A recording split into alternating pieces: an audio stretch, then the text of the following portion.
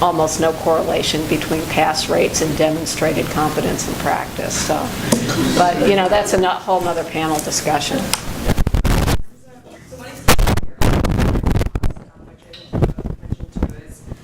Accreditation, the ABA, and then also U.S. News and the rankings. And so I'm wondering what it practically looks like to reform and to put less emphasis on the rankings, and also to sort of encourage U.S. News and I don't know, similar bodies to revise their standards, and also for students like us. I mean, it seems like sentencing rates, and that you can only go in one direction in terms of what we're expecting, and also in terms of tuition. Did you say sentencing? Yeah, you have to get it. Well, that's an interesting analogy, because the sentencing rates, while it seemed for a very long time that they could only go in one direction, they're now starting to go in another direction. And for the reason being, they ran out of money. And the same thing's going to happen with law schools, I think. Here's what I think Stanford ought to do. Okay, I'm going to play the legal academic game of having a sort of everybody ready? Grandiosity. Writing sort this of down. A narcissistic grandiosity. All right, I'm both president of Stanford Law School and dean of the law school at the same time. This is what I do. I cut Stanford's tuition by 30% right now, just like this. I just do it. $7 million. It's a lot of money, but on the other hand, the endowment of this university is $17 billion. The endowment of the law school, secret, but little bird has told me it might be in the neighborhood of around $700 million, which means around $30, $35 million a year in income just from the endowment. So $7 million cut would probably be a better way to do it. Now, what you can't do, because it's illegal, is to call up Bob Post and Martha Minow and say, you guys cut your tuition 30% too. Right? You can't do that, because that would be conspiring. You can only conspire in the direction of raising tuition rather than lowering it. Right? But you don't need to do that.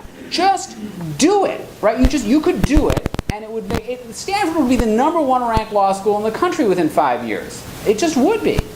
And also, the person who did it, their name would ring out, basically, in the history of American, not just legal education, but education in general. What do you do in regard to U.S. News? Which, by the way, as Deborah mentioned, you actually get positive credit in U.S. News the more inefficiently you educate your students. Because the more money you spend, that's considered a proxy for quality. Imagine if you measured cars that way. It's like, oh, this car must be better because it costs twice as much, right? There's a concept in economics called a Veblen good, which functions that way, right? That people just use cost as a proxy for quality, so it has an inverted demand curve, essentially. Well, education kind of works that way. Well, this is what you do with U.S. News. You just say, we're not giving you any data. Sorry, you're a defunct magazine. Literally, you don't exist anymore. The only thing you have is a bunch of dweeby prospective law students going out and buying your stupid rankings. Do you think medical schools care about the rankings in the U.S.? I don't think anything evidence that they do. You just tell them, forget it. We're not playing your game anymore. We're Stanford. We don't have to play anymore. We have a tree for a mascot, and we're not going to play the game of U.S. News anymore. And we're going to cut our tuition 30%, and we're reforming this thing right now. We've got the money, we've got the status, and we're going to do it. So that's what I would do. I'm obviously not in that position, but it's an idea. So let me just say a word about U.S. News, and then throw it open to Frank to deal with the tuition suggestion. But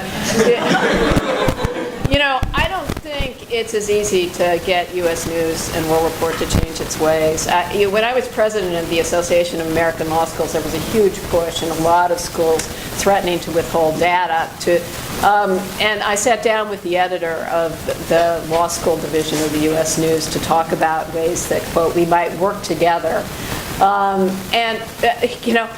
Basically, they'll get proxies for that data. A lot of the data is already available through NALP, and schools that have tried to avoid the U.S. News and World Report, undergraduate institutions, haven't been successful really in getting much structural change there. And I think they just come up with some more imperfect proxies because a lot of the data is publicly available.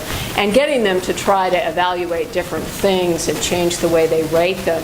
I felt at the end of that conversation it was sort of like talking to Sports Illustrated about getting them to, clean up the swimsuit edition, Well, maybe if we didn't put high heels on the model or, the bathing suits weren't quite as bad, would that be okay with you guys?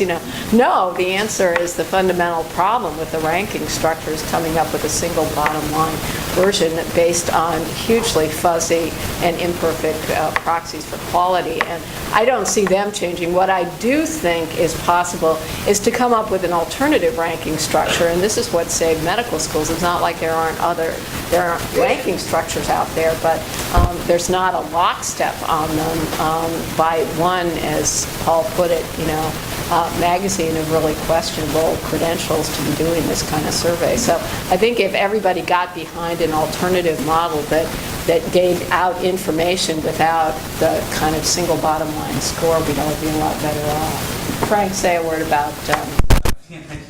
I didn't want to jump in about the nuts and bolts of finance in the law school because you're having a much bigger conversation on that, and I want to bring it down to that level. But definitely would love to hear suggestions to how to solve this. The reason I'm pretty confident cutting tuition, 30% wouldn't do it is one, of course, is as Professor Campos said, we would drop in the rankings because we'd be more efficient somehow, right? The more you spend, the better it is for you in the rankings. So that's kind of silly. But more importantly, I think we do try to be a leader on this front. There's no question we have the lowest average debt of any elite law school for our graduating class. We have the highest scholarship average of any elite law school. We have the highest average LRAP. And yet nobody follows us, right? Instead, I watch the elite schools like Chicago, New York, basically abandon their LRAP programs and go to the federal government program, which is good, but not as good as all of the programs that were there before. Yale just cut their low fertility program significantly. So I think we're doing these things. When the endowment dropped a few years ago for all the schools, we kept our financial aid up, even though it meant using reserves and depleting their endowment more, and nobody followed us, right? And we're sitting up there with our average scholarships and LRAP and everything that's going up, and everyone else is going down. So I wish they were following. They don't follow, so I don't know quite how to address it. Well, and another, since you brought up the scholarships, really regressive part of the current structure is that the vast majority of institutions now have gone to merit-based scholarships, which means that needy students are subsidizing, oftentimes more affluent students because they tend to be much more likely to be the ones who get the merit scholarships. And then in order to maintain your merit scholarship, you have to be in the top half of your class, which is statistically impossible for a lot of the people who get the merit scholarship, so it puts a huge extra layer of stress on. So there's a real problem there. Stanford is one of the few places that, has resisted going this route. Yeah, I just want to mention one thing about that that's really shocking when you look at the debt stats. The debt stats are horrible for law students, but if you look at the elites, there's a class stratification angle here, which is really shocking. 23% of Columbia's law graduates, cost of attendance $230,000, graduate with no law school debt. 21% at NYU, no law school debt. 27% at Yale, no law school debt. And it's not because they're giving out a ton of merit money. It's because a lot of rich kids go there. And I think basically what ends up happening is people end up in these economic bubbles where they just don't recognize that $200,000 a year is not a middle class income. And I think that's a big problem that we have in America in general right now. In institutions that go way beyond law schools, but law schools, we have our own fight to fight in regard to this. Yeah.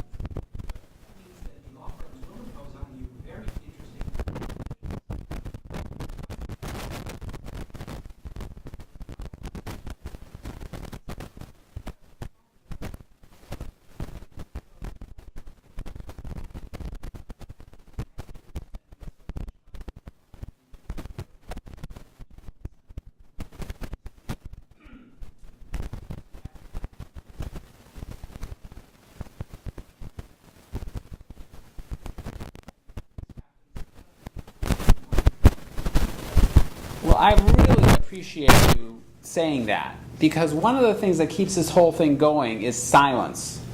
Right? You went to an elite law school, you're unemployed, you're in a terrible situation, but you are socialized to internalize that stigma and not talk about it. Right? Instead, you come here and you tell these people, this is my situation. And that situation is a situation which is extremely commonplace among people who graduate not just from any old law schools, but from elite law schools. One of the people who I've worked most closely with in regard to this whole thing is someone who graduated from NYU, middle of the class, 2008, worked for a big New York law firm for 2 years, got laid off during the downturn, which may end up being actually a structural rather than a cyclical change, has $170,000 in debt, is living in his parents' basement in Alabama, and can't get a job as a lawyer of any kind. Because once you're out there, there are tons of people who have experience. They know how to litigate cases from beginning to end. They know how to do all kinds of things that you don't know how to do. And that's who you end up competing with. And I don't want to talk too much about that, because after all, that's you mostly are still above the waterline here, but that's creeping up. And I think, I don't want to be too frivolous about this, but I do think that one possibility for real change here is there's going to be too many people living in their parents' basements, and those baby boomers are going to start getting annoyed at the notion that our kids are coming back to us because we now function in an economy where they have an enormous debt that they can't pay with the jobs that they can get. And so I really thank you for saying that, because there are a lot of people in this gentleman's situation. And there's probably even some people who graduated from Stanford in that situation. Not nearly as many as from some other elite and sub-elite schools. But this is a problem that is growing all the time and is not going to go away. Seems like one of the big issues here is the unlimited amount of debt that you can incur.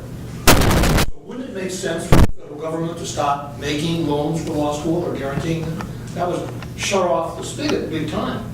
Absolutely. It makes sense. Again, Brian Tamana has an interesting suggestion in this regard. He says law schools should be limited to being able to have their students borrow a total sum amount for each class from the federal government, since this would have a particularly dampening effect on the huge schools that are bringing in more and more students to take advantage of the federal loan pipeline. That's an interesting suggestion. Another suggestion would be more straightforward.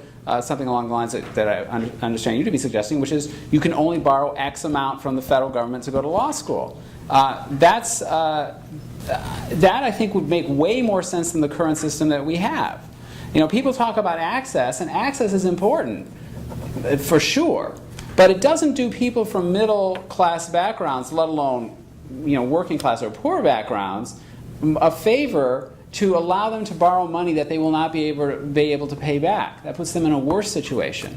And I think it's just shameful that Frank, I believe, mentioned that some of these elite schools who have more money than they know what to do with are not willing to do anything to support their students to go out and work at jobs that are extremely socially important, that generate all kinds of public goods, but don't pay enough. I don't want to be too sanctimonious about this, but that's just shameful. We live in an incredibly rich country, and if the elite schools can't support their own people to do socially important work, who's going to do it?